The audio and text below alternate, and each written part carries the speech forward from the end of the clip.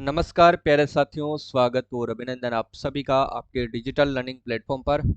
और आज अपन बात करेंगे साथियों राजस्थान की राज व्यवस्था के बारे में। ठीक है, राजस्थान की राज व्यवस्था में एक टॉपिक है, उसका नाम है राजस्थान के प्रमुख आयोगों के बारे में आज अपन डिस्कस करेंगे। ठीक है, और आयोगों को लेकर के साथियों एग्जाम में 3 से 4 प्रश्न जो है एग्जाम में पूछे जाते हैं। ठीक है, ये जो क्लास वैसे तो स्पेशली RAS प्री के लिए है, ठीक है ना।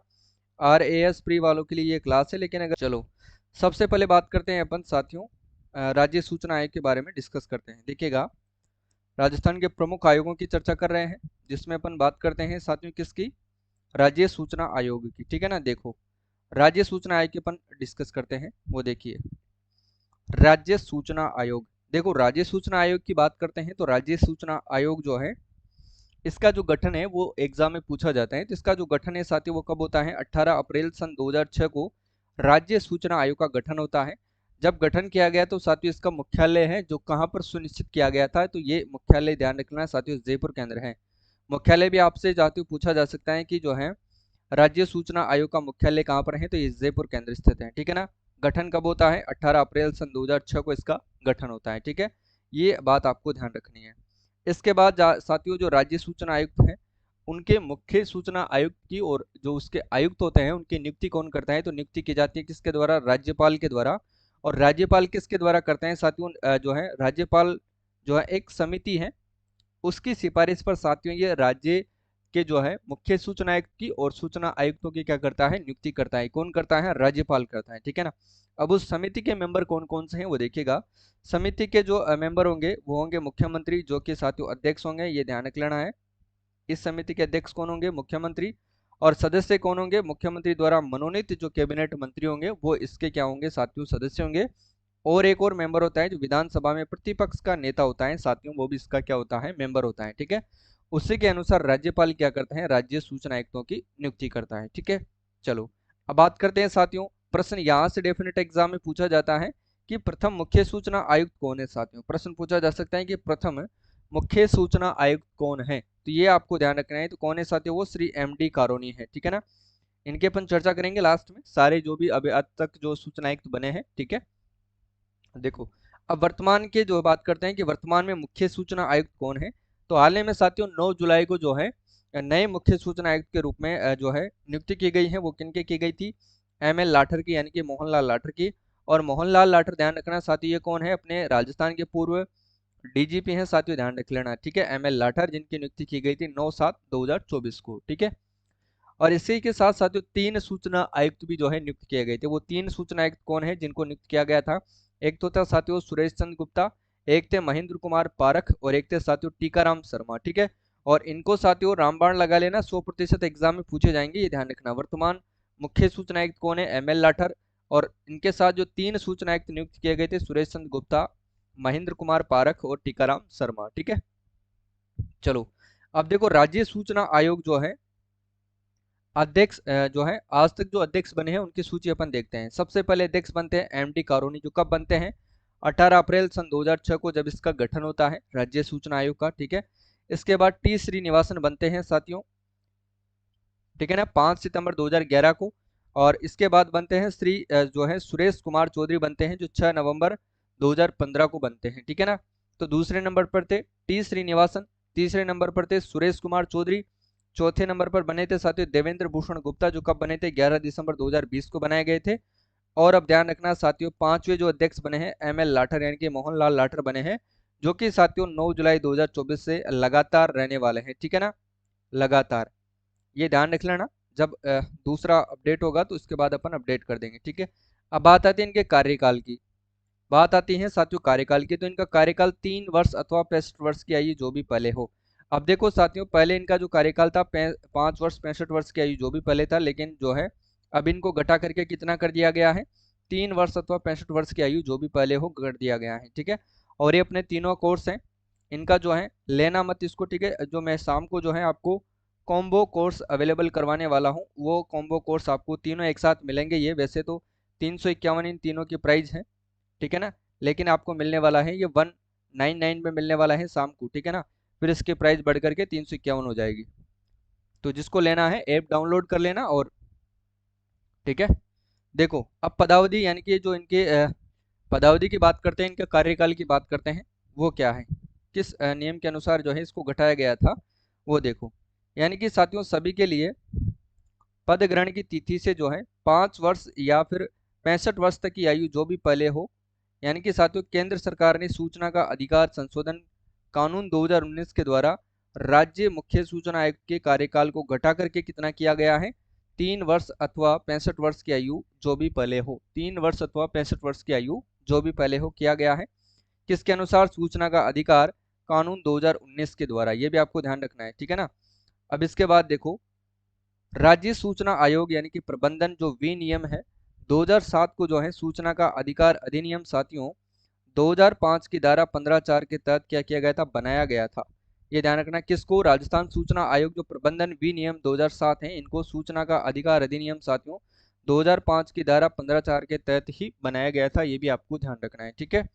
और यहाँ से डेफिनेट ये जो भी लाइनें हैं यहाँ से प्रश्न बनेंगे स्टेटमेंट वाले, ध्यान रखना है आपको। देखो नोट लगा करके यहाँ पर लिखा हुआ है, सूचना का अधिकार अधिनियम के तहत साथियों दायर शिकायत या फिर अपील पर जो है निर्णय देते समय साथियों आयोग जो है देरी से क्या करेगा, सूचना देने, सूचना को खुर्द-बुर्द करने और रुकावट डालने आदि के आरोपों के जो दोषी होंगे साथियों, यानी कि लोक सूचना अधिकारी पर क्या करेंगे, वो 250 रुपये प्रतिदिन की दर से साथियों दंडारोपण कर सकता है। यानी कि जो राशि अधिकतम 25,000 तक हो सकती है, यानी कि 25,000 से ज्यादा नहीं होगी, जो भी दंड होगा वो 250 रुपये प्रतिदिन होगा, लेकिन अधिकतम कितना रहेगा, 25,000 तक हो सकता है, ठीक है। ये आपको ध्यान रखना है। इसके बाद देखो 4 अप्रैल 2022 को राजस्थान में सूचना के अधिकार के तहत मामलों के त्वरित निस्तारण के लिए साथियों राज्य सूचना आयोग द्वारा आरटीआई पोर्टल 2.0 लॉन्च किया गया और वर्तमान में साथियों ध्यान रख लेना 275 विभाग इस पोर्टल से जुड़े हुए हैं। अब यहाँ से प्रश्न जो है वो छपने लायक क्या है वो देखिएगा। यानी कि आपसे प्रश्न पूछा जा सकता है, क्या प्रश्न पूछा जा सकता है कि राज्य सूचना आयोग के द्वारा आरटीआई पोर्टल 2.0 लॉन्च किया गया था, तो ये कब किया गया था, तो ध्यान रख लेना 4 अप्रैल 2022 को साथियों आरटीआई पोर्टल 2.0 जो है लॉन्च किया गया था। और वर्तमान में 275 जो विभाग हैं किस पोर्टल से जुड़े हुए हैं, जो है आरटीआई पोर्टल 2.0 से जुड़े हुए हैं, ठीक है ना। ये किसके लिए, सूचना के अधिकार के तहत जो भी मामले होते हैं उनका त्वरित निस्तारण के लिए जो है आरटीआई पोर्टल 2.0 को जो है लॉन्च किया गया है। ये आपको ध्यान रखना है, 4 अप्रैल 2022 को लॉन्च किया गया है, ठीक है। डेट आपसे पूछ सकता है, ध्यान रखिएगा। देखो इसके बाद देखो ये प्रश्न ध्यान रखना साथियों, ये प्रश्न जो है आरएस प्री में आया हुआ है। आरएस प्री 2023 वाली जो परीक्षा हुई थी 1 अक्टूबर वाली, उसमें पूछा गया था कि राज्य सरकार के द्वारा राज्य सूचना आयोग की एक पीठ की स्थापना साथियों अप्रैल 2023 में जोधपुर में किया जाना स्वीकृत किया गया है। ये ध्यान रख लेना है, जो राज्य सूचना आयोग की एक जो पीठ है इसकी स्थापना कहाँ पर की जाएगी, जोधपुर के अंदर स्थापित किया जाना स्वीकृत किया गया है। कब, अप्रैल 2023 में ये बात राजस्थान सरकार ने कही थी, ठीक है। अब देखो सूचना का अधिकार अधिनियम 2005 की धारा 4 के अनुसार लोक प्राधिकारी की जो है बाध्यता में क्या क्या शामिल है उनकी चर्चा करते हैं। देखो अपने संगठन की विशिष्ट या कृत्यों और कर्तव्यों को 120 दिन के भीतर प्रकाशित करना, ये इसकी बाध्यता में शामिल है, ठीक है। और सभी अभिलेखों को सम्यक रूप से साथियों सूची पवित्र करना, जिससे इस अधिकार का जो है उपयोग क्या बन सके, सुकर बन सके, ठीक है। और ऐसी अन्य सूचना को जो है विहित की जाए, यानी कि प्रकाशित करेगा। और तत्पश्चात इन प्रकाशनों को क्या करेगा, ये प्रत्येक वर्ष अद्यतन करेगा, ये भी ध्यान रखना है। और सभी अभिलेखों का सुनिश्चित कंप्यूटरीकरण करेगा, यानी कि इसके डेटा को जो है कंप्यूटर में सुरक्षित रखेगा, ये आपको ध्यान रखना है, ठीक है। चलो इसके बाद देखो अपन बात करते हैं लोकायुक्त के बारे में, ठीक है। क्योंकि ये इतनी बड़ी बात तो हो गई किसकी, राज्य सूचना आयोग की, ठीक है। अब सूचना आयोग की एक बार आप और देख लो, सूचना आयोग का गठन कब होता है, 18 अप्रैल 2006 को। सूचना आयोग का मुख्यालय कहाँ पर है, जयपुर में है। सूचना आयुक्तों की और मुख्य सूचना आयुक्त की नियुक्ति राज्यपाल करता है, एक समिति की सिफारिश पर करता है जिसका अध्यक्ष मुख्यमंत्री होता है। और इसमें सदस्य मुख्यमंत्री द्वारा मनोनीत कैबिनेट मंत्री होते हैं और विधानसभा में प्रतिपक्ष का नेता होता है, ठीक है। प्रथम मुख्य सूचना आयुक्त कौन है, एमडी कारोनी है, ध्यान रख लेना। और वर्तमान में जो मुख्य सूचना आयुक्त हैं एमएल लाठर है, जिनकी नियुक्ति 9/7/2024 को की गई थी। और इनके साथ 3 सूचना आयुक्त नियुक्त किए गए थे, सुरेश चंद्र गुप्ता, महेंद्र कुमार पारख और टीकाराम शर्मा, ठीक है। और ये वो 5 अध्यक्ष है, प्रथम एमडी कारोनी याद रख लेना और एक एमएल लाठर आपको याद रखना है। बाकी 3 टी श्रीनिवासन याद रखना है, सुरेश कुमार चौधरी याद रखना है और एक देवेंद्र भूषण गुप्ता याद रखना है, ठीक है ना। क्योंकि यहाँ से पूछ सकता है कि निम्न में से कौन जो है राज्य सूचना आयोग के अध्यक्ष नहीं रहे हैं। ठीक है, कार्यकाल 3 वर्ष अथवा 65 वर्ष की आयु जो भी पहले हो, पहले 5 वर्ष थी, अब उसको घटा करके जो सूचना आयोग अधिकार जो राज्य सूचना आयोग का जो अधिनियम 2019 है उसके तहत इसको घटा करके 3 वर्ष किया गया है। ठीक है, पदावधि आपको पता ही है। और इसके बाद देखो, और राज्य सूचना आयोग के एक पीठ की स्थापना जोधपुर में किया जाना प्रस्तावित है, और राज्य सूचना आयोग के द्वारा आरटीआई पोर्टल 2.0 लॉन्च किया गया था 4 अप्रैल 2022 को, ये भी आपको ध्यान रखना है। ठीक है ना। चलो अब देखते हैं लोकायुक्त के बारे में। देखो, लोकायुक्त साथ एक सांविधिक एवं सलाहकारी संस्था है। लोकायुक्त क्या है? सांविधिक है और एक सलाहकारी संस्था है। ठीक है, देखो राजस्थान में लोकायुक्त एवं उप लोकायुक्त अधिनियम साथ 1973 पारित किया गया, जो 3 फरवरी 1973 से क्या हुआ था? प्रभावी हुआ था, और इसका स्थापना वर्ष मनाया जाता है 1973 माना जाता है। ठीक है ना, यानी कि लोकायुक्त का जो है स्थापना वर्ष 1973 माना जाता है, ये आपको ध्यान रखना है। इसके बाद देखिएगा, प्रथम लोकायुक्त की बात करते हैं तो श्री ID दुआ, जो राजस्थान प्रशासनिक सुधार समिति यानी कि 1963 की सिफारिश पर 28 अगस्त 1973 को साथियों सर्वोच्च न्यायालय के सेवानिवृत्त न्यायाधीश को जो है बनाया गया था। ये ध्यान रखना है कि राजस्थान के जो प्रथम लोकायुक्त बनाए गए थे वो बनाए गए थे 28 अगस्त 1973 को। किनको बनाया गया था? श्री ID दुआ को। और ये ध्यान रखना, सर्वोच्च न्यायालय के क्या थे? सेवानिवृत्त न्यायाधीश थे, न कि मुख्य न्यायाधीश। ठीक है, ओनली फॉर न्यायाधीश थे। और प्रथम उपलोकायुक्त तो बनाए गए थे किसको? KPU मेनन को। ये बनाए गए थे 5 जून सन 1973 को, ये भी ध्यान रखना है। प्रथम उपलोकायुक्त कौन बने थे साथियों? KPU मेनन बने थे। कौन बने थे? KPU मेनन बने थे, 5 जून 1973 को बनाए गए थे, ध्यान रखना है। ठीक है, कार्यकाल की बात करें, क्योंकि कार्यकाल एग्जाम में पूछा जाता है, तो लोकायुक्त का कार्यकाल होता है 5 वर्ष अथवा 65 वर्ष की आयु जो भी पहले हो। ठीक है ना, 5 वर्ष अथवा 65 वर्ष की आयु जो भी पहले हो। वर्तमान में लोकायुक्त कौन है? तो वो जस्टिस प्रताप कृष्ण लोहरा है, जो कि 13वें क्रम के हैं। यहाँ से प्रश्न बन सकता है, ध्यान रखिएगा। ठीक है, अब बात करते हैं राजस्थान लोक सेवा आयोग के बारे में साथियों। किसके बारे में? राजस्थान लोक सेवा आयोग के बारे में अपन डिस्कस करते हैं। देखिएगा, राजस्थान लोक सेवा आयोग का जो गठन होता है वो होता है 20 अगस्त 1949 को। यहाँ से सीधे सीधे प्रश्न एग्जाम में आएंगे, ये फैक्ट आपको याद रखना ही रखना है। ठीक है, इनमें कोई जो है रॉकेट साइंस लगाना नहीं है कि आपको याद करवाए, बाकी आपको तो याद रखना ही है। गठन 20 अगस्त 1949 को होता है। इसका मुख्यालय अजमेर के अंदर है, ध्यान रख लेना आप लोग। और प्रभाव में कब आया था? ये 22 दिसंबर 1949 को ये प्रभाव में आया था। और इसके प्रथम अध्यक्ष कौन थे साथियों? प्रथम अध्यक्ष थे इसके सर SK घोष थे। ठीक है ना, प्रथम अध्यक्ष कौन थे? RPSC के सर SK घोष थे, ध्यान रख लेना। प्रभाव में 22 दिसंबर 1949 को आया था। गठन 20 अगस्त 1949 को होता है, ये आपको ध्यान रखना है। मुख्यालय अजमेर में है। ठीक है, वर्तमान में इसके कार्यकारी अध्यक्ष कौन है? कैलाश मीणा है, जिन्होंने साथियों संजय कुमार श्रोत्रिय का क्या लिया था? स्थान लिया है। यानी कि पहले पूर्व अध्यक्ष आपसे पूछ सकते हैं तो संजय कुमार श्रोत्रिय हैं। ठीक है ना, देखो बात करते हैं कार्यकाल की, तो RPSC के जो मेंबर होते हैं और जो अध्यक्ष होते हैं उनका कार्यकाल होता है साथियों 6 वर्ष अथवा 62 वर्ष की आयु जो भी पहले हो, ये ध्यान रखना है। यानी कि जो RPSC के जो है ये VIMP है, पूछा जा सकता है कि RPSC के जो मेंबर होते हैं यानी कि जो अध्यक्ष होते हैं उनका कार्यकाल कितना होता है? 6 वर्ष अथवा 62 वर्ष की आयु जो भी पहले हो। ठीक है, और त्याग पत्र किसको देते हैं? ये त्याग पत्र राज्यपाल को देते हैं, ध्यान रख लेना साथियों। त्याग पत्र किसको देते हैं? ये राज्यपाल को देते हैं। इनको जो निलंबित कौन कर सकता है? राजस्थान के राज्यपाल, यानी कि संबंधित राज्य का जो राज्यपाल है वो RPSC यानी कि जो भी PCS है, जो भी लोक सेवा आयोग है, उनको जो है उनके मेंबर और सदस्यों की बात करें, मुख्य अध्यक्ष की बात करें, तो उनको संबंधित राज्य का राज्यपाल ही निलंबित कर सकता है, लेकिन हटाने की शक्ति साथियों इनके पास नहीं है। ठीक है ना, हटाने की जो शक्ति है, हटाने की शक्ति साथियों किसके पास है? ध्यान रख लेना, ये किसके पास है? ये राष्ट्रपति के पास है। ठीक है ना, ये ध्यान रखना है आपको, किसके पास है साथियों? ये राष्ट्रपति के पास है, ये ध्यान रखना है। जबकि अध्यक्ष और सदस्यों की नियुक्ति राज्यपाल करता है, किसकी सलाह पर साथियों? मुख्यमंत्री की सलाह पर। और अनुच्छेद कौन सा होगा? 316। ठीक है ना, ये याद रखना है। सदस्यों की नियुक्ति करेगा राज्यपाल, किसकी सलाह पर? मुख्यमंत्री की सलाह पर। अनुच्छेद कौन सा होगा? 316। ठीक है, अब देखो इसमें जो याद रखने योग्य बात है कि सदस्यों की संख्या और सेवा शर्तों का अवधारण, सदस्यों की संख्या और सेवा शर्तों का अवधारण भी कौन करता है? राज्यपाल करता है ना। यानी कि इनकी कितने सदस्यों की संख्या होनी चाहिए, इनकी क्या शर्तें होनी चाहिए सेवाओं की, ये सब अवधारण ही राज्यपाल के पास है। और प्रतिवेदन भी ध्यान रखना है, राज्यपाल को जो है 323 के अनुसार राज्यपाल को सौंपा जाता है, और राज्यपाल फिर विधानसभा में जो है इसको प्रस्तुत करता है। ठीक है ना, तो प्रतिवेदन राज्यपाल को अनुच्छेद 323 के अनुसार सौंपा जाता है। ठीक है, देखो प्रतिवर्ष है ये। देखो संविधान के अनुच्छेद 315 के तहत राजस्थान लोक सेवा आयोग की जो है स्थापना, राजस्थान लोक सेवा आयोग की स्थापना साथियों कहाँ पर की जाती है? 20 अगस्त 1949 को जयपुर में की गई थी। ये ध्यान रखना, इंपॉर्टेंट फैक्ट यहाँ से बन सकता है कि 20 अगस्त 1949 को साथियों राजस्थान लोक सेवा आयोग की स्थापना कहाँ पर की गई थी? जयपुर में। अनुच्छेद कौन सा था? 315। ठीक है। इसके बाद देखो राज्य पुनर्गठन के बाद, जब राज्य का पुनर्गठन हुआ तो उसके बाद साथियों सत्यनारायण राव समिति की सिफारिश पर जो है लोक सेवा आयोग जो है अजमेर स्थानांतरित कर दिया गया था। तो ये आपसे पूछा जा सकता है कि किस समिति की सिफारिश पर जो है राजस्थान लोक सेवा आयोग को अजमेर स्थानांतरित कर दिया गया था? तो पी सत्यनारायण राव समिति की सिफारिश पर। ये ध्यान रखना है आपको। ठीक है। लेकिन इसकी स्थापना कहाँ पर होती है? जयपुर में।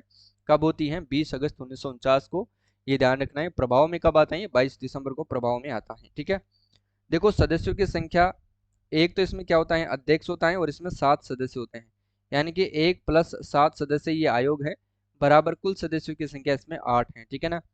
अब वो 8 सदस्य कौन कौन से हैं उस पर अपन नजर डालते हैं। ये देखो देखो श्री कैलाश चंद मीणा चेयरमैन है, जो कार्यवाहक है, ध्यान रख लेना आप लोग। और डॉक्टर संगीता आर्या ये मेंबर हैं। और श्री बाबूलाल कटारा सस्पेंडेड मेंबर हैं, ध्यान रख लेना। और डॉक्टर मंजू शर्मा ये भी मेंबर हैं। और केसारी सिंह राठौड़ जो भी ये भी मेंबर है। ठीक है ना। और श्री कैलाश चंद मीणा मेंबर हैं, जो कि अभी कार्यवाहक अध्यक्ष हैं। ठीक है। और प्रोफेसर अयूब खान जो है ये भी मेंबर हैं। और श्री राम निवास मेहता आईएएस जो है ये सेक्रेटरी हैं साथियों। ठीक है ना। ये ध्यान रखना है, एग्जाम में पूछा जा सकता है कि आरपीएससी के सेक्रेटरी कौन है? श्री रामनिवास मेहता, जो कि एक आईएएस अधिकारी है। ठीक है। तो ये सारी बातें आपको अच्छे से कवर करना है। इसके बाद देखो अपन आगे चलते हैं। देखिएगा राजस्थान राज्य के गठन के समय कुल 22 प्रांतों में मात्र जो है 3 प्रांत, यानी कि राज्य राजस्थान राज्य के गठन के समय कुल कितने प्रांत थे? 22 प्रांत थे, जिनमें से केवल 3 प्रांतों में साथियों जयपुर, जोधपुर और बीकानेर में ही लोक सेवा आयोग क्या थे? कार्य कर रहे थे, है ना। यानी कि राजस्थान राज्य के गठन के समय कुल 22 प्रांतों में केवल साथियों 3 प्रांत, कौन कौन से हैं वो 3 प्रांत? जयपुर है, जोधपुर है और एक बीकानेर है। इन तीनों में ही साथियों जो है लोक सेवा आयोग क्या कर रहे थे? कार्य कर रहे थे। ये आपको ध्यान रखना है। ठीक है। चलो इसके बाद देखो राजस्थान लोक सेवा आयोग यानी कि दिनांक 22 दिसंबर 1949 को अस्तित्व में आया। अब आपसे प्रश्न पूछा जा सकता है कि राजस्थान लोक सेवा आयोग जो है वो कब अस्तित्व में आता है? तो 22 दिसंबर 1949 को अस्तित्व में आता है। ठीक है। अर्थात राजस्थान लोक सेवा आयोग की जो स्थापना है दिनांक 22 दिसंबर 1949 को हुई थी। ये भी आपको ध्यान रखना है। ठीक है। और देखो आरंभिक चरण में जो है आयोग में एक अध्यक्ष एवं 2 सदस्य थे। ठीक है। आरंभिक चरण में जो है आयोग में एक अध्यक्ष और 2 सदस्य थे। ये आपको ध्यान रखना है साथियों। आरंभिक जो चरण था, प्रथम चरण था उसके अंतर्गत, लेकिन अभी 1 + 7 सदस्य आयोग हैं ये। ठीक है। राजस्थान के तत्कालीन मुख्य न्यायाधीश थे ये। राजस्थान के तत्कालीन मुख्य न्यायाधीश सर एस के घोष को अध्यक्ष नियुक्त किया गया था। अब यहाँ से भी प्रश्न बन सकता है कि जो आरपीएससी के प्रथम अध्यक्ष थे सर एस के घोष, वो किस पद से उनकी योग्यता क्या थी या वो किस पद पर कार्यरत थे? तो मुख्य न्यायाधीश थे। ठीक है ना। ये ध्यान रख लेना। जबकि साथियों श्री देवीशंकर तिवारी एवं श्री एन आर चंदोकर को नियुक्ति सदस्यों के रूप में की गई थी। भाई साहब ये दोनों के दोनों जो प्रश्न है इनको आप लोग इंपोर्टेंट लगा लेना, क्योंकि यहाँ से प्रश्न बन सकता है। ठीक है ना। प्रश्न बन सकता है कि आरपीएससी के प्रथम अध्यक्ष सर एस के घोष थे, बिल्कुल सही है। जबकि श्री देवीशंकर तिवारी एवं श्री एन चंदोकर जो है इनकी नियुक्ति सदस्यों के रूप में की गई थी। बताओ कथन 1 या कथन 2 सही है? दोनों ही गलत है? एक सही है या फिर केवल 2 सही है? तो ध्यान रख लेना आपको, दोनों ही कथन इसमें सही हो जाएंगे। श्री देवीशंकर तिवारी और श्री एन आर चंदोकर जो दोनों की जो है सदस्यों के रूप में नियुक्ति की गई थी, और प्रथम अध्यक्ष के रूप में सरेश के घोष को नियुक्त किया गया था, जो कि मुख्य न्यायाधीश थे। ये ध्यान रख लेना। ठीक है। प्रश्न क्लियर है? याद रखना है। अब बात करते हैं राजस्थान राज्य महिला आयोग के बारे में। यहाँ से भी प्रश्न डेफिनेट बनेगा राजस्थान राज्य महिला आयोग के बारे में। ठीक है। इसकी जो पीडीएफ है आप कहाँ से लोगे? अपने राजस्थान करंट अफेयर्स वाले कोर्स में जो है ये आपको मिलेगी, यूट्यूब क्लासेस वाला जो आइकन है उसके अंदर मिल जाएगी। ठीक है ना। देखो राजस्थान में राज्य महिला आयोग की स्थापना के लिए राज्य सरकार द्वारा 23 अप्रैल 1999 को एक विधेयक राज्य विधानसभा में प्रस्तुत किया गया। ठीक है। राजस्थान में राज्य महिला आयोग की स्थापना के लिए राज्य सरकार के द्वारा 23 अप्रैल 1999 को एक विधेयक साथियों राज्यसभा में प्रस्तुत किया गया, इतना याद लेना। ठीक है, लेकिन साथियों राज्य महिला आयोग का गठन कब होता है? डेट सीधी सीधी एग्जाम में पूछी जाती है।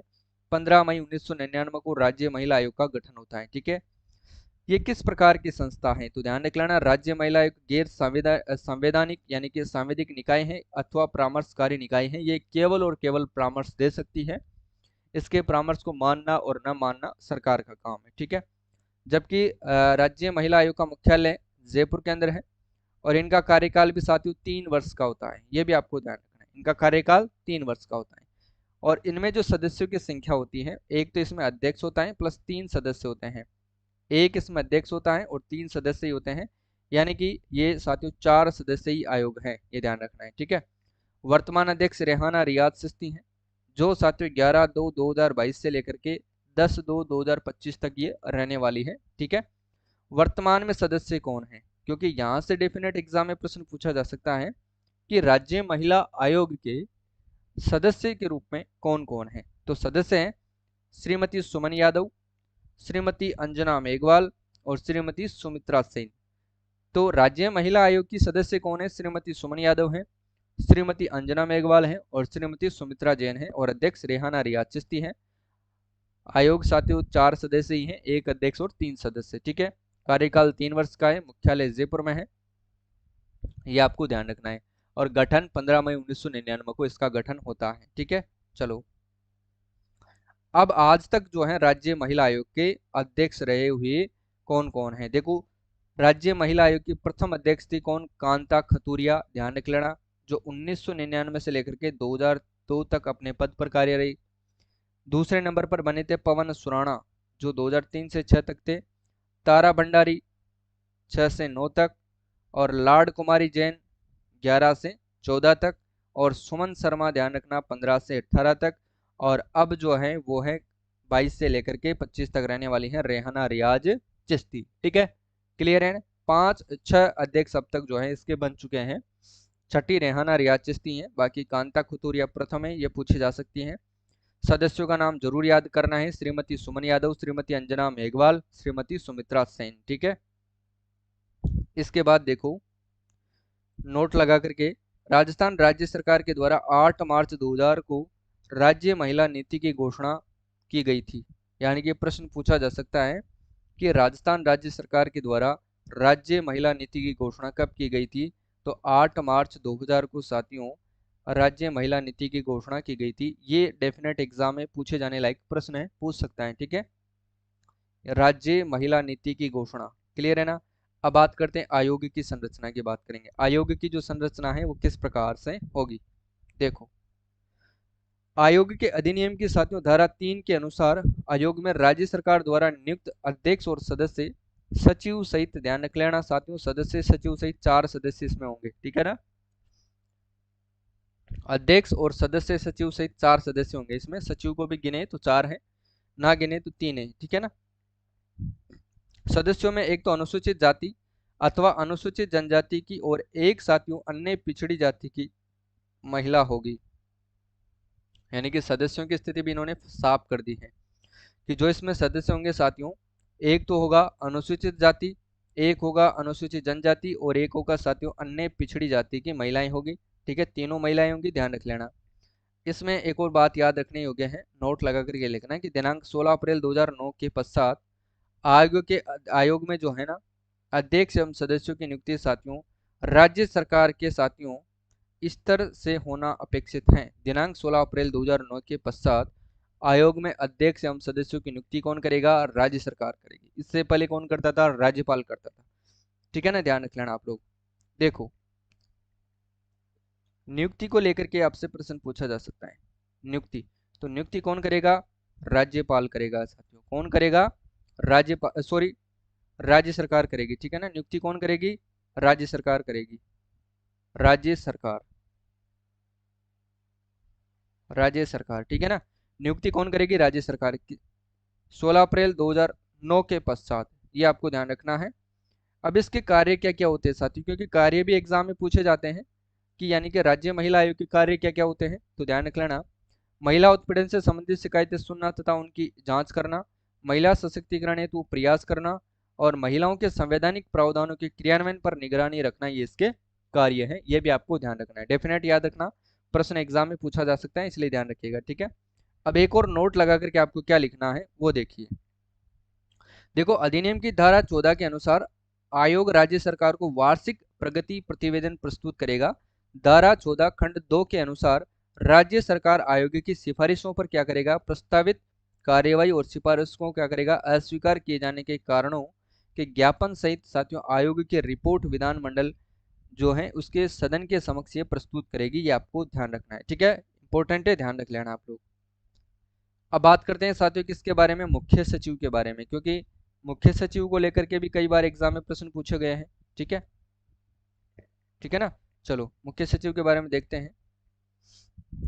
देखो, मुख्य सचिव की बात करते हैं तो सुधांशु पंत हैं। अभी जो वर्तमान में मुख्य सचिव कौन है, सुधांशु पंत है, जिन्होंने हुसा शर्मा का स्थान लिया है। और हुसा शर्मा, ध्यान रखना, दूसरी महिला सीएस हैं, ठीक है। जबकि प्रथम महिला सीएस कौन है, तो वो कुशल सिंह है, आपके सामने ही देखिएगा। और मुख्य सचिव राज्य प्रशासन का क्या होता है, मुखिया होता है, ठीक है। और सचिवों का जो मुखिया है राजकीय लोक सेवाओं का क्या होता है, अध्यक्ष होता है। सचिवों का मुखिया राजकीय लोक सेवाओं का अध्यक्ष होता है। और सचिवालय का सर्वे सर्वा कौन होता है, ये भी मुख्य सचिव ही होता है। और मुख्य सचिव राजनीतिक प्रमुख होता है किसका, मुख्यमंत्री का। प्रश्न पूछा जा सकता है कि मुख्य सचिव राजनीतिक प्रमुख होता है किसका, साथियों, मुख्यमंत्री का, ठीक है। और मुख्य सचिव राज्य प्रशासन का क्या होता है साथियों, किंग पिन होता है। मुख्य सचिव राज्य प्रशासन का किंग पिन होता है, ठीक है।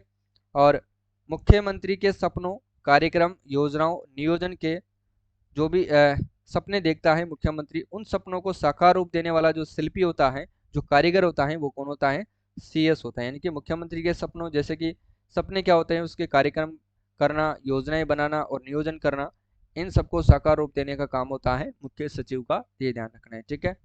और अब बात कर लेते हैं साथियों राज्य मानवाधिकार आयोग के बारे में, ठीक है। ये थोड़ा लंबा चलेगा क्योंकि यहाँ से कई बार एग्जाम में प्रश्न पूछे भी जाते हैं, ठीक है। तो राज्य मानवाधिकार आयोग के बारे में डिस्कस करते हैं, क्लियर है ना। पीडीएफ मैंने कहा है आपको, पीडीएफ आपको मोबाइल एप्लीकेशन पर मिल जाएगी, ठीक है। चलो, राज्य मानवाधिकार आयोग, देखो राज्य मानवाधिकार आयोग की बात करते हैं तो राज्य मानवाधिकार आयोग का मुख्यालय कहाँ पर होता है, तो जयपुर में है। राज्य मानवाधिकार आयोग का मुख्यालय जयपुर के अंदर है। गठन होता है इसका 18 जनवरी सन 1999 को, किसका, राज्य मानवाधिकार आयोग का। कार्य करना प्रारंभ करता है सन मार्च 2000 से, ठीक है ना। राज्य मानवाधिकार आयोग कार्य करना प्रारंभ करता है मार्च 2000 से। गठन 18 जनवरी 1999 को, मुख्यालय जयपुर में। कार्यकाल, इसका भी कार्यकाल साथियों 3 वर्ष अथवा 70 वर्ष की आयु पूर्ण होने तक ये अपने पद पर बने रहते हैं। और सदस्य संख्या की बात करते हैं तो एक अध्यक्ष एवं 2 सदस्य इसके अंदर होते हैं, ये भी ध्यान रखना है। और प्रथम अध्यक्ष की मैं बात करूं साथियों तो सुश्री कांता भटनागर इसके प्रथम अध्यक्ष थी।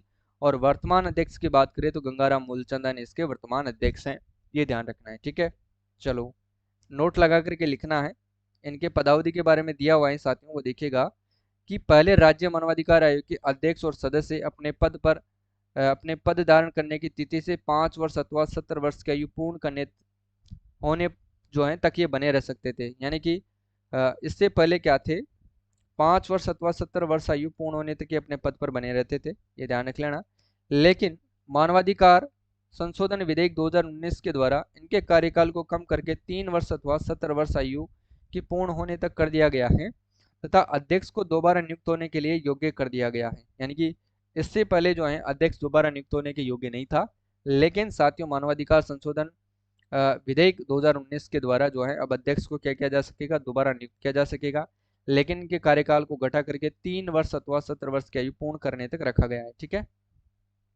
इसके बाद देखो, राज्य मानवाधिकार आयोग की जो है अध्यक्ष और सदस्यों की नियुक्ति धारा 22 यानी कि इसके द्वारा राज्यपाल एक समिति की सिफारिश पर करता है और इस समिति के निम्नलिखित अध्यक्ष और सदस्य शामिल होते हैं। देखो, राज्य मानवाधिकार आयोग के अध्यक्ष और सदस्यों की नियुक्ति भी कौन करेगा साथियों, राज्यपाल करेगा। नियुक्ति को लेकर के प्रश्न पूछा जाए तो इनकी नियुक्ति भी कौन करेगा, राज्यपाल करेगा साथियों, ठीक है, ये ध्यान रख लेना। और एक समिति होगी उसकी सिफारिश पर ही यह करेगा, जिसके अध्यक्ष और सदस्य निम्न होते हैं। देखिएगा, मुख्यमंत्री इसका अध्यक्ष होगा और विधानसभा का अध्यक्ष इसका सदस्य होगा। संबंधित राज्य का गृह मंत्री भी इसका सदस्य होगा। संबंधित राज्य की विधानसभा में विपक्ष का नेता भी इसका क्या होगा, सदस्य होगा। यानी कि मुख्यमंत्री इसका अगर आपसे अध्यक्ष पूछे तो मुख्यमंत्री होगा, लेकिन सदस्य साथियों विधानसभा अध्यक्ष इसका सदस्य है। संबंधित राज्य का गृह मंत्री इसका सदस्य होगा। संबंधित राज्य की विधानसभा में विपक्ष का नेता इसका सदस्य होगा, लेकिन विधान परिषद का सभापति इसका सदस्य होगा। अगर राजस्थान में है तो, नहीं है तो कोई दिक्कत नहीं है। विधान परिषद में विपक्ष का नेता भी इसका सदस्य होगा, लेकिन विधान परिषद अपने राजस्थान में है ही नहीं, ठीक है। लेकिन फिर भी याद आपको रखना है क्योंकि पूछ सकता है एग्जाम में, ठीक है। मानवाधिकार आयोग अध्यक्ष नियुक्त होने के लिए निम्नलिखित योग्यता होनी आवश्यक है। यानी कि जो मानवाधिकार आयोग का अध्यक्ष साथियों बनने के लिए निम्नलिखित योग्यताएं होनी चाहिए, तो वो योग्यताएं आपके सामने हैं, वो देखिएगा। उच्च न्यायालय का सेवानिवृत्त मुख्य न्यायाधीश के अलावा उच्च न्यायालय का सेवानिवृत्त न्यायाधीश, यानी कि संशोधन अधिनियम 27 जुलाई 19 के द्वारा ये पूछा जा सकता है, ध्यान रख लेना है। यानी कि जो अर्हताएं होती हैं, जो योग्यताएं होती हैं, यानी कि इसकी जो योग्यता होगी अध्यक्ष बनने के लिए, या तो वो उच्च न्यायालय का सेवानिवृत्त मुख्य न्यायाधीश हो या फिर वो उच्च न्यायालय का सेवानिवृत्त न्यायाधीश हो, ठीक है। और इसका जो सदस्य नियुक्त होने की जो है योग्यता कौन कौन सी है, देखो उसकी बात करते हैं अपन। देखिएगा सदस्यों के लिए यहाँ पर लिख देता हूं मैं, सदस्य हैं, उच्च न्यायालय का न्यायाधीश है या फिर वो रहा है, या फिर राज्य में जिला न्यायाधीश रहा है, तथा उसे जिला न्यायाधीश के रूप में कार्य करने का कम से कम साथियों 7 वर्ष का अनुभव हो। एक शर्त तो ये रही। दूसरा शर्त है कि एक सदस्य जिसकी नियुक्ति उन व्यक्तियों में से की जाएगी जिन्हें मानवाधिकारों से संबंधित मामलों का विशेष ज्ञान अथवा व्यवहारिक अनुभव हो। यानी कि 2 सदस्य होंगे। अब दोनों सदस्यों की योग्यताओं आप सभी को पता है। एक योग्यता, एक सदस्य की योग्यता तो उच्च न्यायालय का न्यायाधीश है या फिर रहा है, या फिर राज्य में जिला न्यायाधीश रहा है तथा उसे जिला न्यायाधीश के रूप में कार्य करने का कम से कम 7 वर्ष का अनुभव हो, एक सदस्य वो बनेगा। और दूसरा सदस्य साथियों, एक सदस्य जिसकी नियुक्ति उन व्यक्तियों में से की जाएगी जिन्हें मानवाधिकारों से संबंधित मामलों का विशेष ज्ञान अथवा व्यवहारिक अनुभव हो। यह आपको ध्यान रखना है, ठीक है। अध्यक्ष का पद रिक्त होने पर कौन अध्यक्ष के पद पर कार्य करता है। अध्यक्ष का पद साथियों रिक्त होने पर कौन अध्यक्ष के पद पर कार्य करता है।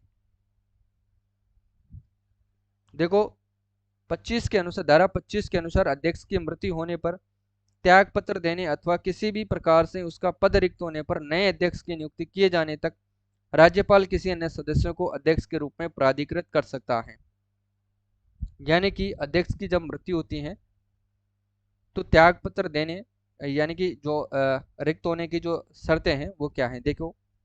अध्यक्ष की मृत्यु होने पर या फिर त्याग पत्र देने अथवा किसी भी प्रकार से उसका पद अगर रिक्त होता है तो नए अध्यक्ष की नियुक्ति किए जाने तक राज्यपाल किसी अन्य सदस्य को अध्यक्ष पद के रूप में क्या कर सकते हैं, प्राधिकृत कर सकता है, ठीक है। और अवकाश पर चले जाने पर या फिर किसी भी प्रकार से अपने कार्यों का निर्वहन करने में असमर्थ हो जाने की दिशा में उसके पुनः कार्यभार संभालने तक साथियों राज्यपाल किसी अन्य सदस्य को अध्यक्ष के कार्यों का निर्वहन करने के लिए प्राधिकृत कर सकेगा। या फिर अगर मान लो वो अवकाश पर चला जाता है तो, या किसी भी प्रकार से अपने कार्यों का निर्वहन करने में असमर्थ हो जाने की दशा में उसके पुनः कार्यभार संभालने तक साथियों राज्यपाल किसी अन्य सदस्य को अध्यक्ष के कार्यों का निर्वहन करने के लिए प्राधिकृत कर सकेगा, ठीक है।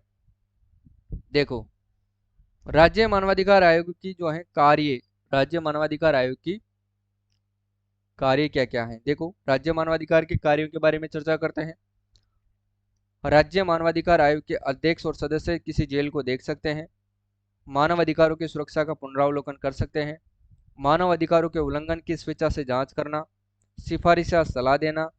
आयोग मानवाधिकार उल्लंघन के दोषी को दंड देने की इसका अधिकार नहीं रखता है। यानी कि आयोग जो है किसी भी प्रकार से दोषी व्यक्ति पाए जाने पर उसको दंड देने का अधिकार नहीं रखता है, और न ही पीड़ित को किसी भी प्रकार की आर्थिक या फिर अन्य सहायता प्रदान कर सकता है। ये राज्य मानवाधिकार आयोग के क्या है, कार्य हैं, ये आपको ध्यान रखना है, ठीक है। इसके बाद देखो राज्य मानवाधिकार आयोग के उल्लंघन की शिकायतों की जांच कर सकता है। राज्य मानवाधिकार के उल्लंघन की शिकायतों की जांच कर सकता है, किस प्रकार से, एक तो स्वप्रेरण से कर सकता है, एक किसी भी पीड़ित के द्वारा उसे अर्जी प्रस्तुत किए जाने पर कर सकता है, या फिर किसी पीड़ित की ओर से इससे व्यक्ति द्वारा उसे अर्जी प्रस्तुत किए जाने पर कर सकता है, ठीक है। देखो राज्य वित्त आयोग की बात करते हैं, राज्य वित्त आयोग की बात करते हैं। और राज्य वित्त आयोग देखिएगा छठे राज्य वित्त आयोग का गठन पूर्व वित्त मंत्री प्रद्युम्न सिंह की अध्यक्षता में किया गया था। इसके दो आर्टिकल हैं। देखो, आर्टिकल पंचायती राज संस्थाओं के लिए साथियों 243 आई और 6, इसमें एक अध्यक्ष और अधिकतम 4 सदस्य की नियुक्ति का प्रावधान है। और शहरी निकायों के लिए जो आर्टिकल हैं वो हैं 243 वाई यानी कि म, ध्यान रखना है। इसके सदस्य पूर्व मंत्री लक्ष्मण सिंह व भाजपा विधायक अशोक लाहोटी हैं। ठीक है, अब तो ये विधायक नहीं है। ठीक है, लक्ष्मण सिंह और अशोक लाहोटी। राज्य वित्त आयोग की स्थापना कब होती है? 1994 में की जाती है। राज्य वित्त आयोग की स्थापना सन 1994 में की जाती है, ये आपको ध्यान रखना है। अनुच्छेद 280 के तहत वर्ष 1993 से देश के सभी राज्यों में राज्य वित्त आयोग का गठन किया गया है। अनुच्छेद 280 के तहत वर्ष 1993 से देश के सभी राज्यों में राज्य वित्त आयोग का गठन किया गया है। देखो, प्रथम वित्त आयोग के अध्यक्ष कौन थे? के गोयल यानी कि कृष्ण कुमार गोयल थे। दूसरे वित्त आयोग के अध्यक्ष कौन थे? हीरालाल देवपुरा थे। और तीसरे वित्त आयोग के अध्यक्ष कौन थे? मणिक चंद सुराणा थे। और चौथे वित्त आयोग के अध्यक्ष कौन थे? बीडी कल्ला थे। और पांचवें वित्त आयोग के अध्यक्ष कौन थे? श्रीमती ज्योति किरण शुक्ला थी। ठीक है, और देखो साथियों, मुख्य निर्वाचन आयुक्त कौन है? तो मधुकर गुप्ता है। मुख्य निर्वाचन अधिकारी कौन है? तो ये नवीन महाजन है। नियुक्ति कौन करता है इनकी? तो नियुक्ति करता है राज्यपाल भारतीय प्रशासनिक सेवा के सेवानिवृत्त अधिकारी को साथियों इस पर नियुक्त करता है, ये आपको ध्यान रखना है। ठीक है, कार्यकाल की अगर मैं बात करता हूँ, किसको? मुख्य निर्वाचन आयुक्त की बात हो रही है यहाँ पर। ठीक है ना, ये ध्यान रखना है। मुख्य निर्वाचन अधिकारी और फिर मुख्य निर्वाचन आयुक्त की जो नियुक्ति राज्यपाल करता है भारतीय प्रशासनिक सेवा के सेवानिवृत्त अधिकारी को करता है, जिनका कार्यकाल 5 वर्ष अथवा 65 वर्ष की आयु जो भी पहले हो होता है। मधुकर गुप्ता ने प्रेम सिंह मेहरा का स्थान लिया है, जबकि प्रथम मुख्य निर्वाचन आयुक्त कौन है? अमर सिंह राठौड़, जो कि 94 से सन 2000 तक पद पर बने रहते हैं। ठीक है, ये ध्यान रखना है। राजस्थान राज्य मानवाधिकार आयोग ने कब कार्य करना आरंभ किया? राजस्थान राज्य मानवाधिकार आयोग ने कब कार्य करना आरंभ किया? तो मार्च 2000 में किया था। ठीक है, और अभी राजस्थान राज्य मानवाधिकार आयोग के अध्यक्ष कौन है? तो गंगाराम मूलचंदानी है, ध्यान रखना है आपको। राजस्थान की राज्य सरकार ने राज्य मानवाधिकार आयोग के गठन की अधिसूचना कब जारी की? गठन की अधिसूचना साथियों इन्होंने कब जारी की? 18 जनवरी 1999 को। ठीक है, राजस्थान मानवाधिकार आयोग के किसी सदस्य द्वारा अधिकतम साथियों किस उम्र तक जो है पद धारित किया जा सकता है? किस उम्र तक पद धारित किया जा सकता है? तो 70 वर्ष तक, 3 वर्ष अथवा 70 वर्ष की आयु पूर्ण होने तक। ठीक है, राज्य मानवाधिकार आयोग के अध्यक्ष की पदावधि का उल्लेख मानवाधिकार संरक्षण अधिनियम 1993 के निम्नलिखित में से किस धारा में किया गया है? बताओ, देखिए, तो ये धारा 24 के अंदर किया गया है। ठीक है, राजस्थान राज्य मानवाधिकार आयोग का विन्यास है। राजस्थान राज्य मानवाधिकार आयोग का विन्यास क्या है, यानी कि इसमें कितने अध्यक्ष और सदस्य होते हैं? तो इसमें 1+2 जो है यानी कि 3 सदस्य आयोग है, 1 अध्यक्ष और 2 सदस्य होते हैं ना। अगला देखो, कौन सा कथन साथियों राजस्थान राज्य मानवाधिकार आयोग के बारे में सही नहीं है? अध्यक्ष एवं अन्य सदस्यों की नियुक्ति गवर्नर के द्वारा की जाती है। अध्यक्ष उच्चतम न्यायालय का सेवानिवृत्त न्यायाधीश होता है। यह एक बहुसदस्यीय निकाय है जिसमें अध्यक्ष व 2 अन्य सदस्य होते हैं और अन्य सदस्य उच्च न्यायालय अथवा जिला न्यायालय के न्यायाधीश अथवा मजिस्ट्रेट में रहे हो। ठीक है, तो इसका जो सही आंसर क्या हो जाएगा? मानवाधिकार आयोग के बारे में सही नहीं पूछ रहे हैं, तो अध्यक्ष उच्चतम न्यायालय के सेवानिवृत्त न्यायाधीश होता है। अध्यक्ष उच्चतम न्यायालय नहीं है, उच्च न्यायालय होगा साथियों, है ना। उच्चतम न्यायालय नहीं होगा, यहाँ पर उच्च न्यायालय होगा। ठीक है, तो बी वाला इसमें सही आंसर हो जाएगा। राजस्थान मानवाधिकार आयोग के अध्यक्ष और सदस्यों की नियुक्ति राज्यपाल एक समिति की अनुशंसा पर करते हैं, जिसका अध्यक्ष कौन होता है? मुख्यमंत्री होता है। ठीक है, जिसका अध्यक्ष होता है मुख्यमंत्री होता है। ठीक है, ये ध्यान रखना है। राजस्थान राज्य मानवाधिकार आयोग के अध्यक्ष एवं सदस्यों की चयन समिति में निम्नलिखित में से कौन नहीं होता है? गृह मंत्री, राज्यपाल, मुख्यमंत्री या फिर नेता प्रतिपक्ष या फिर नेता विपक्ष? बताओ, तो इसमें राज्यपाल नहीं होता है ना। राज्य मानवाधिकार के अध्यक्ष की नियुक्ति राज्यपाल द्वारा एक समिति की सिफारिश पर की जाती है, जिनमें कौन शामिल नहीं होता है?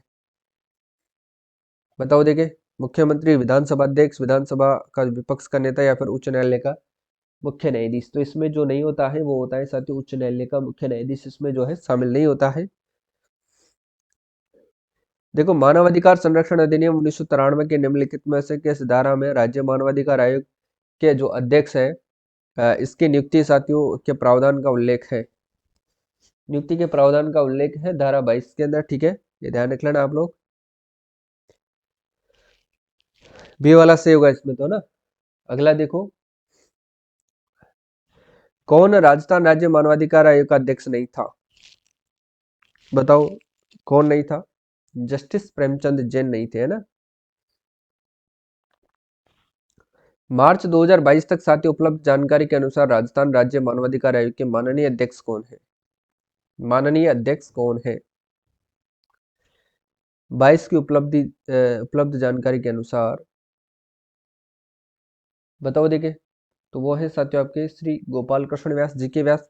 लेकिन वर्तमान में कौन है? तो गंगाराम मूलचंदानी, ये ध्यान रख लेना, है ना। गंगाराम मूलचंदानी, ये आपको ध्यान रखना है, ठीक है। देखो, राजस्थान राज्य मानवाधिकार आयोग 23 मार्च 2000 से अपने पहले अध्यक्ष की नियुक्ति के साथ कार्यशील हो गया था। बताओ कौन थे वो?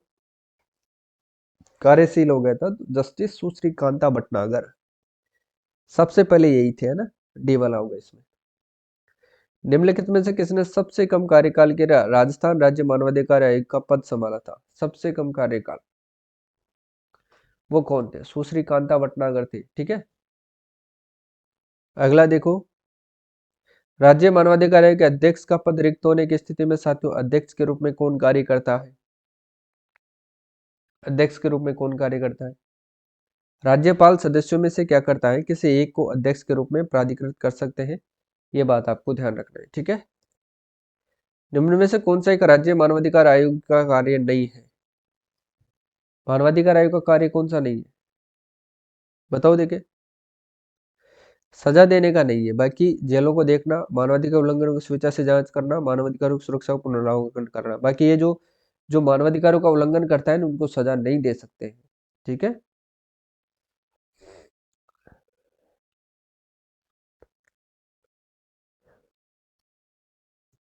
देखो, राज्य मानवाधिकार आयोग अपना कार्य वार्षिक प्रतिवेदन प्रस्तुत करता है। बताओ देखे, इसका कई सही आंसर होगा तो राज्य सरकार को करता है, ठीक है। राजस्थान मानवाधिकार आयोग के कार्य क्षेत्र में सभी प्रकार के मानवाधिकार आते हैं जो कि सम्मिलित है। बताओ, नागरिक एवं राजनीतिक अधिकार आते हैं इसमें, आर्थिक अधिकार आते हैं, सामाजिक एवं सांस्कृतिक अधिकार आते हैं, तो 1 2 3 इसमें सही हो जाएगा ना। राजस्थान मानवाधिकार आयोग मानवाधिकारों के उल्लंघन की शिकायतों की जांच कर सकता है स्व प्रेरणा से, किसी पीड़ित द्वारा उसे अर्जी प्रस्तुत किए जाने पर, किसी पीड़ित की ओर से किसी व्यक्ति द्वारा उसे अर्जी प्रस्तुत किए जाने पर। तो बताओ इसका सही आंसर क्या होगा साथियों, है ना। इसका भी सही आंसर हो जाएगा, तीनों ही कथन सत्य हो जाएंगे इसमें तो ना। चलो आगे देखो, राजस्थान लोक सेवा आयोग के प्रथम अध्यक्ष कौन थे?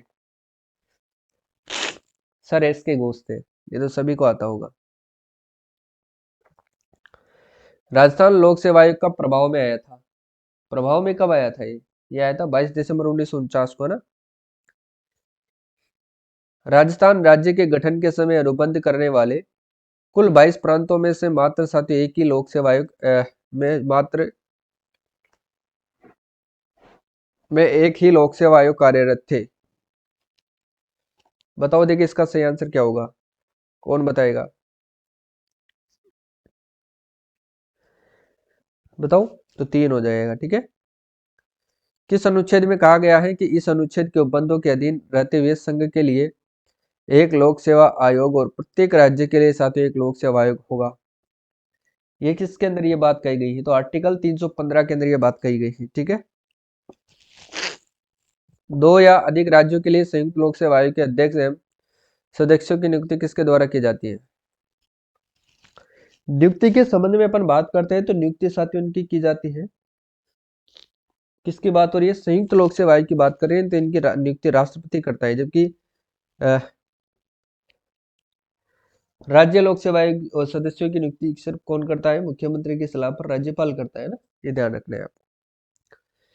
राजस्थान लोक सेवा आयोग के अध्यक्ष और सदस्यों की नियुक्ति की जाती है तो ये मुख्यमंत्री की सलाह पर राज्यपाल करेगा, लेकिन जो इनको हटाने का अधिकार है वो सिर्फ राष्ट्रपति के पास है, ठीक है। राष्ट्रपति राज्यपाल केवल इनको क्या कर सकता है? निलंबित कर सकता है ना, और ये राज्यपाल को केवल त्याग पत्र दे सकते हैं। राजस्थान लोक सेवा आयोग के सदस्यों का साथियों कार्यकाल कितना होता है? राजस्थान लोक सेवा आयोग के सदस्यों का कार्यकाल कितना होता है?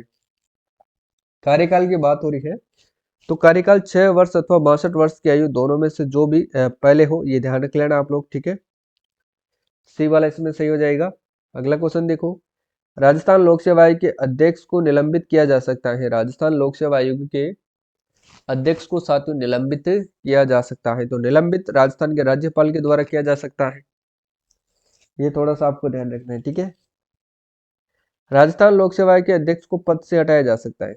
राज्यपाल के द्वारा उच्च न्यायालय की जांच के बाद, राष्ट्रपति के द्वारा सर्वोच्च न्यायालय के जांच के बाद, या फिर संसद के महाभियोग प्रस्ताव के बाद राष्ट्रपति के द्वारा, या फिर विधानसभा में महाभियोग प्रस्ताव के बाद राज्यपाल के द्वारा जो है वो हटाया जा सकता है। तो ध्यान रखना, ये जो हटाए जा सकते हैं साथियों राष्ट्रपति के द्वारा हटाए जा सकते हैं। और कब हटाए जा सकते हैं? जब सर्वोच्च न्यायालय इसके जो जांच करता है उसके बाद हटाए जा सकते हैं, ठीक है। राजस्थान लोक सेवा आयोग के अध्यक्ष और सदस्यों का कार्यकाल की जो है समाप्ति से पूर्व किसके द्वारा हटाया जा सकता है? तो ये राष्ट्रपति के द्वारा हटाए जा सकते हैं, समाप्ति से पहले भी, ठीक है। अगला देखो, राजस्थान लोक सेवा आयोग के सदस्यों की अध्यक्ष सहित जो है कुल अनुमानित संख्या कितनी है? तो 1+7 है, यानी कि 8 हो जाएंगे, ये ध्यान रखना है, ठीक है। राजस्थान लोक सेवा आयोग के सदस्यों की संख्या यानी कि अध्यक्ष को छोड़कर कितनी है? तो 7 है, यानी कि 1+7 आयोग सदस्य था ना, तो एक छोड़ देंगे तो फिर कितने रह जाएंगे? 7 रह जाएंगे ना, ये ध्यान रखना है। अगला देखो, राजस्थान लोक सेवा आयोग के कर्मचारियों और सदस्यों की सेवा शर्तों को विनियमित करने की शक्ति साथियों संविधान के किस अनुच्छेद में वर्णित है? संविधान के साथियों किस अनुच्छेद में जो है वर्णित है? तो ये आपसे पूछ रहा है अनुच्छेद 318, ये ध्यान रख लेना आप लोग, ठीक है। राजस्थान लोक सेवा आयोग अपना वार्षिक प्रतिवेदन प्रस्तुत करते हैं। ये किसको प्रतिवेदन प्रस्तुत करते हैं? तो ये राजस्थान के राज्यपाल को करते हैं ना, सी वाला इसमें से होगा। राजस्थान लोक सेवा आयोग के अध्यक्ष के रूप में साथियों निम्नलिखित में से किसका कार्यकाल सबसे लंबा रहा है? सबसे लंबा कार्यकाल साथियों किसका रहा है? तो डीएस तिवारी का रहा है, ये ध्यान रखना है आपको। और इसके बाद देखिएगा, निम्नलिखित में से कौन राजस्थान लोक सेवा आयोग के कार्यवाहक अध्यक्ष के पद पर नहीं रहे? कार्यवाहक जो है अध्यक्ष पद पर नहीं जो है वो रहे हैं, तो वो कौन है साथियों? वो है जीपी पिलानिया है, ठीक है। आरपीएससी के अध्यक्षों को कालानुक्रमिक क्रम में व्यवस्थित करें। अब ये प्रश्न आपको तब आप सोल्व कर पाओगे जब आपको जो है इन सबका कार्यकाल पता होगा, या फिर ए से लेकर के जेड तक, यानी कि क्रमवार अगर आपको याद है तभी आप कर सकते हैं इसको, है ना। तो इसका सही आंसर हो जाएगा ऑप्शन नंबर 2, 1 3 2 4, 1 3 2 और 4। राजस्थान लोक सेवा आयोग की निम्नलिखित में से कौन सी पूर्व महिला सदस्य जो है संघ लोक सेवा आयोग की सदस्य भी रही है? संघ लोक सेवा आयोग की सदस्य भी रही है, वो कौन कौन है बताओ देखे। तो ध्यान रखना साथियों, एक तो रही है इसमें श्रीमती कांता खतूरिया और एक रही है प्रकाशवती शर्मा, ठीक है। तो इसमें से आंसर हो जाएगा 1 व 3, याद रखिएगा। निम्नलिखित में से कौन राजस्थान लोक सेवा आयोग की दूसरी महिला सदस्य के रूप में नियुक्त हुई है? महिला सदस्य की बात हो रही है, तो कौन नियुक्त हुई है? तो दिव्या सिंह हुई है, याद रखिएगा, ठीक है। भारतीय संविधान के किस अनुच्छेद के अंतर्गत राजस्थान राज्य चुनाव आयोग की स्थापना हुई है? राजस्थान राज्य चुनाव आयोग की स्थापना की गई थी 243 के तहत की गई थी। ऑप्शन नंबर इसका सही आंसर होगा, ये ध्यान रखना है आपको, ठीक है। राजस्थान के राज्य निर्वाचन आयोग के संबंध में निम्नलिखित खतरों पर साथ विचार कीजिए।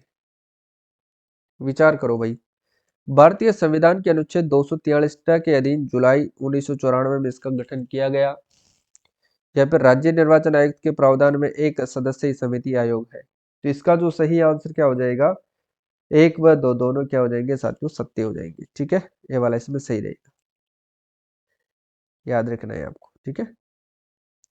राज्य निर्वाचन आयोग का गठन हुआ है।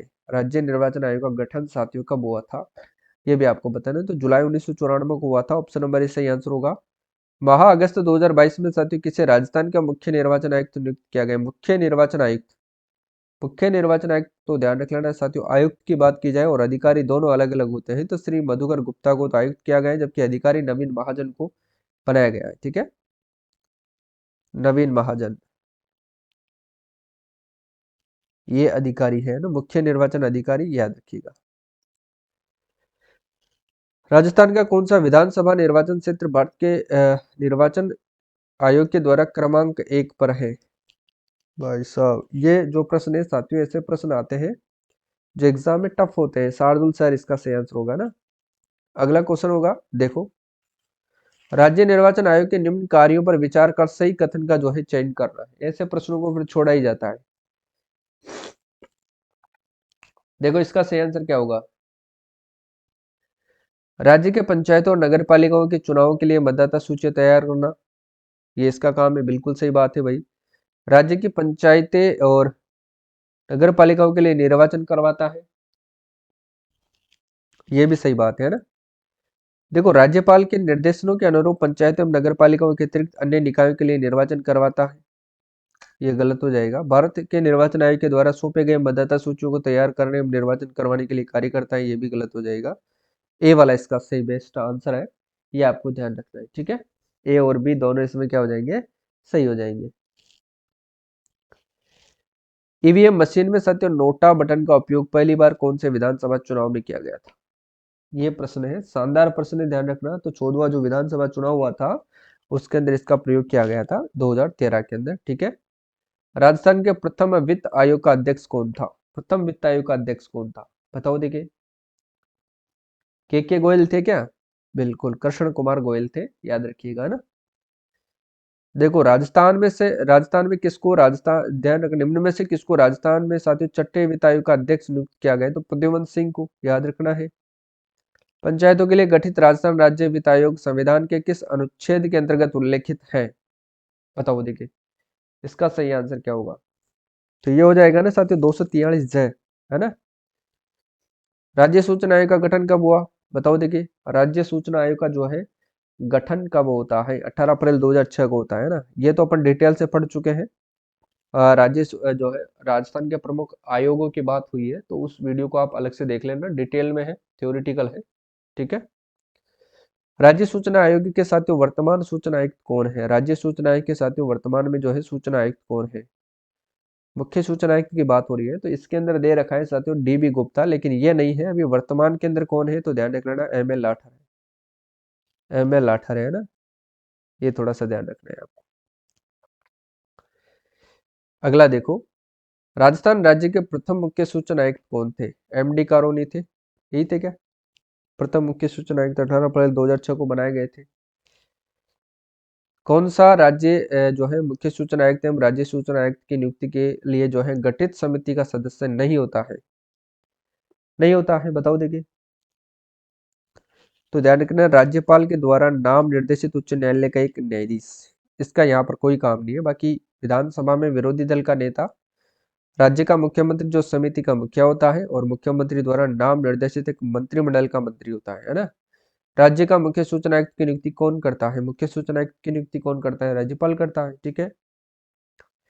राजस्थान के मुख्य सूचना आयुक्त का कार्यकाल कितना होता है? राजस्थान के जो मुख्य सूचना आयुक्त का कार्यकाल होता है 5 वर्ष अथवा 65 वर्ष की आयु जो भी पहले हो,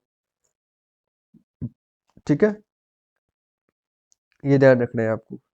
लेकिन जो है अब ध्यान रखना साथियों, जो सूचना का अधिकार जो अधिनियम है, सूचना का अधिकार जो कानून था 2019, उसके तहत जो मुख्य सूचना आयुक्त का जो कार्यकाल घटा करके कितना कर दिया गया है?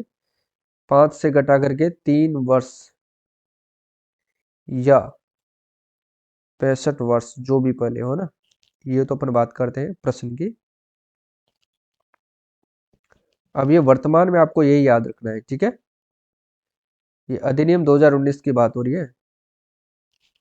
अधिनियम 2019 के तहत ये काम किया गया था, सूचना का अधिकार अधिनियम था, जो कानून था उसके तहत जो है घटा करके 3 वर्ष अथवा 65 वर्ष की आयु जो भी पहले है वो कर दिया गया है, ठीक है। क्या सूचना का अधिकार अधिनियम 2005 की धारा 4 के अनुसार साथियों लोक प्राधिकारी की बाध्यता में शामिल नहीं है? बताओ देखिए, प्रकाशित सूचनाओं को हर माह अद्यतन करना, ये बाध्यकारी शामिल नहीं है। सही विकल्प क्या है, बताओ। राज्य सूचना आयोग प्रबंधन विनियमन 2007 को सूचना का अधिकार अधिनियम 2005 के धारा 15(4) के साथियों तहत बनाया गया था। या राज्य सूचना आयोग लोक सूचना प्राधिकार जो है अधिकारी पर प्रतिदिन 250 रुपये और अधिकतम 50,000 रुपये की जो है सस्ती दर आरोपित कर सकता है। इसका सही आंसर क्या होगा? तो ध्यान रख लेना, कथन एक सत्य हो जाएगा इसमें तो ना। यहाँ पर 25,000 ही होंगे, 50,000 नहीं होंगे, ठीक है ना, ये ध्यान रखना है। राज्य सूचना आयोग जो है सूचना नहीं देने पर अधिकतम कितनी राशि का जुर्माना जो है आरोपित कर सकता है? तो ये जो जुर्माना है ये आरोपित कर सकता है ओनली 25,000 रुपए, ठीक है। आरटीआई आरटीआई पोर्टल 2.0 किस आयोग के द्वारा लॉन्च किया गया है? आरटीआई पोर्टल 2.0 किस आयोग के द्वारा साथियों ये लॉन्च किया गया है? तो ये राज्य सूचना आयोग के द्वारा लॉन्च किया गया है, ठीक है। देखो, अप्रैल 2023 में साथियों राज्य सरकार के द्वारा राजस्थान राज्य सूचना आयोग की एक पीठ की स्थापना साथियों किस शहर में किया जाना प्रस्तावित किया गया है? बताओ, तो ये कहाँ पर किया जाना प्रस्तावित किया है? तो ये जोधपुर के अंदर प्रस्तावित किया है। ये आरएस के अंदर पूछा गया प्रश्न है, याद रखिएगा ना। राजस्थान संपर्क पोर्टल का उपयोग किया जा सकता है। राजस्थान संपर्क पोर्टल का उपयोग जो है वो किया जा सकता है किसके लिए? शिकायत निवारण प्रणाली के रूप में किया जा सकता है। सभी सरकारी योजनाओं की जानकारी तो दिसंबर 2020 को साथियों किस पोर्टल की शुरुआत राजस्थान में की गई है? किस पोर्टल की शुरुआत की गई है राजस्थान में? तो पब्लिक वेलफेयर पोर्टल की शुरुआत की गई है। ऑप्शन नंबर 20 का सही आंसर रहेगा, ठीक है। राजस्थान राज्य महिला आयोग है।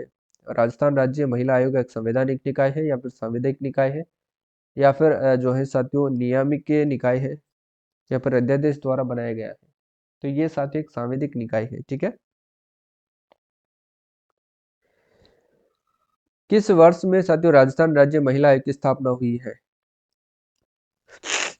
किस वर्ष हुई थी इसकी स्थापना साथियों? सन 1999 को हुई थी, ठीक है।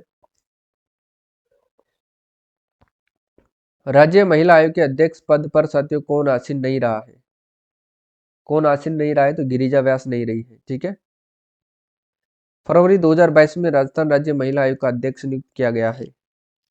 राजस्थान राज्य महिला आयोग, तो ध्यान रखना, रेहाना रेया चिश्ती। राजस्थान महिला आयोग का कार्य निम्न में से नहीं है।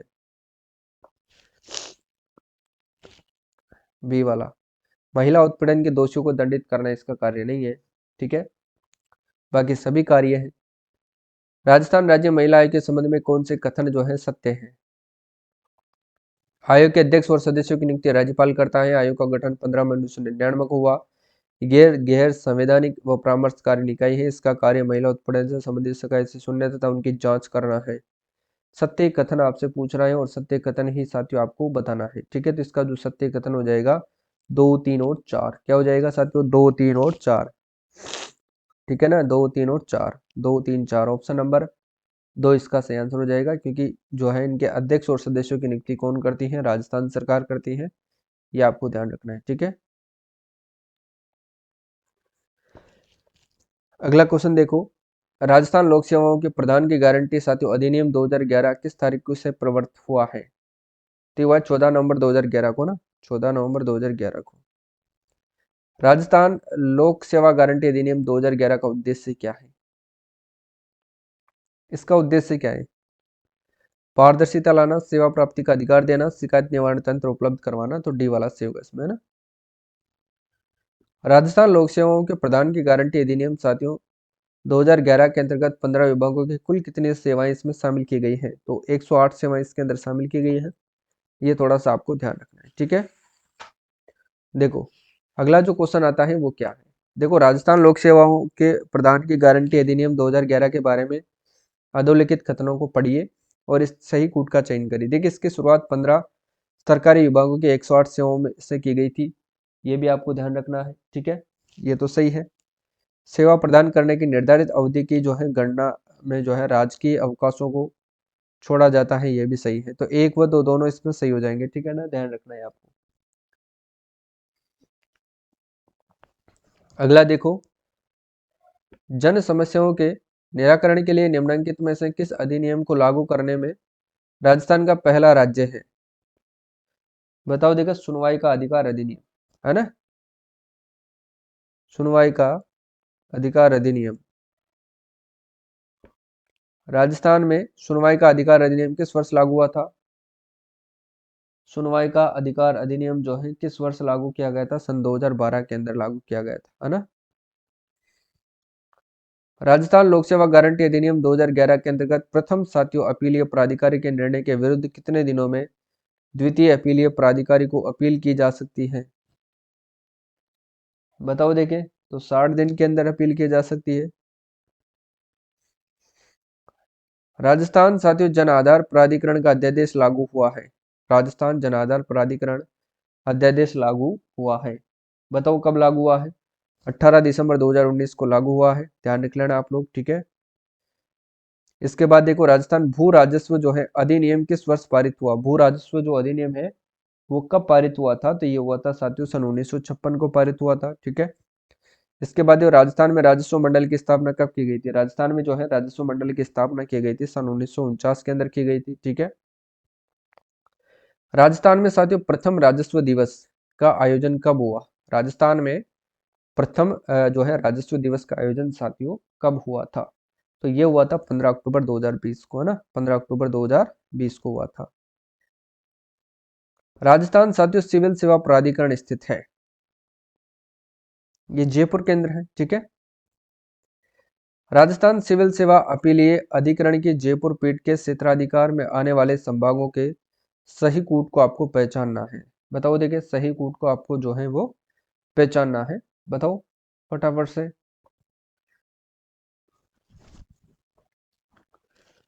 इसका सही आंसर क्या होगा? जयपुर अजमेर भरतपुर कोटा। जयपुर अजमेर भरतपुर कोटा, ठीक है। राजस्थान सरकार ने जयपुर, उदयपुर और जोधपुर वायु गुणवत्ता सूचकांक के बारे में जानकारी साझा करने के लिए मोबाइल एप्लीकेशन लॉन्च किया है। उस एप्लीकेशन का नाम है राजवायु। क्या नाम है उसका? राजवायु, ठीक है ना। हाल ही में राजस्थान मंत्रिमंडल ने एक प्राधिकरण साथी अथॉरिटी गठन करने के प्रस्ताव को मंजूरी दी है, जो राजस्थान राज्य सरकार के जन कल्याणकारी योजनाओं में जवाबदेही के साथ साथियों पारदर्शिता, जन सहभागिता, जन संतुष्टि और गुणवत्ता सुनिश्चित करेगा। और इस प्राधिकरण का नाम है, इस प्राधिकरण का जो है नाम क्या है? राजस्थान सामाजिक एवं निष्पादन अंकेक्षण प्राधिकरण। राजस्थान सामाजिक एवं निष्पादन अंकेक्षण प्राधिकरण, ठीक है ना। तो बी वाला इसमें से होगा। लोकायुक्त एक संस्था है। बताओ लोकायुक्त एक किस प्रकार की जो है संस्था है साथियों, ये आपको बताना है। तो लोकायुक्त एक, ध्यान रखना, सांविधिक और एक न्यायिक संस्था, सॉरी सलाहकारी संस्था है ना, सांविधिक एवं सलाहकारी संस्था है, सी वाला से होगा। राजस्थान में लोकायुक्त का जो है पद कब सृजित हुआ था? राजस्थान में लोकायुक्त का जो है पद कब सृजित हुआ था? तो ध्यान रख लेना, सन 1973 के अंदर, ठीक है। राजस्थान के पहले लोकायुक्त कौन थे? तो ID दुआ थे, ये ध्यान रखना है आपको। 2014 में साथियों नरपतमल लोढ़ा की अध्यक्षता में गठित समिति के विषय जो है किस विषय से संबंधित है?